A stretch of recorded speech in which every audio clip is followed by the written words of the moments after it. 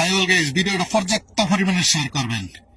ছাত্র আন্দোলনের নামে এবং মেধাবী ছাত্র ছাত্রীরা দিনের বেলায় মেধাবী ছাত্রীরা ছাত্র আন্দোলনের নেতৃত্ব দিছে, আর রাত্রের বেলার ছাত্র আন্দোলনের যারা ছাত্র আন্দোলনের নায়ক, যারা ডন, তাদের সাথে রাত্রে হোটেলে রাত কাটাইছে।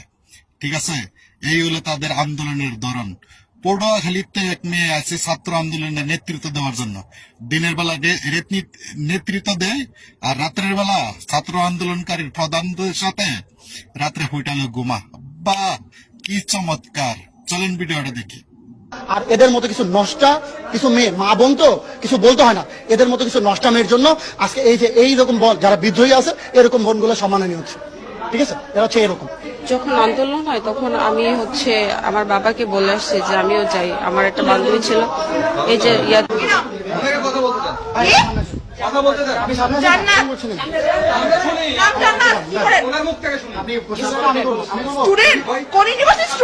পটুয়াখালী সরকারি কলেজের কোন ডিপার্টমেন্ট? সোশিওলজি। আপনি শোনেন, আপনি স্টুডেন্ট, একটু সামনে শুনুন, এখানে শুনুন। আপনার নাম? জান্নাত। আপনি এখানে কেন?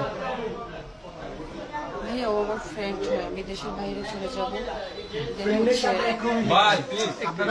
আপনার ফ্রেন্ড হয়, ফ্রেন্ড সত্য আপনি এখানে থাকছেন। ঠিক আছে, আপনারা যে এখানে অবৈধভাবে থাকছেন, আপনার কি ম্যারিড?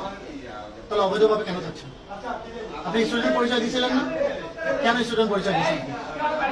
আপনি স্টুডেন্ট আনি কোথায়? কেন তো সবাই ভিডিওটা এর লিগে তো কই যে ছাত্র আন্দোলনে তো চাঙ্গা কেন? তাদের দেহের খুরাপ মেটানোর জন্য তারার দোকান ঠিকই খুলে রাখছে। দিনের বেলা আন্দোলন করো, আর রাত্রের বেলা হইলে যে সমস্ত ছাত্রী, মেধাবী ছাত্রীদেরকে তোমাদের পছন্দ, তাদেরকে নিয়ে তোমরা হোটেলে চলে গেছো। বাস, তাদেরকে নিয়ে তোমরা হোস্টেলে রাত কাটাইছো, ফুর্তি করছো, রোমান্স করছো। বাহ, এই তোমাদের দেশ গড়ার কারিগর তোমরা।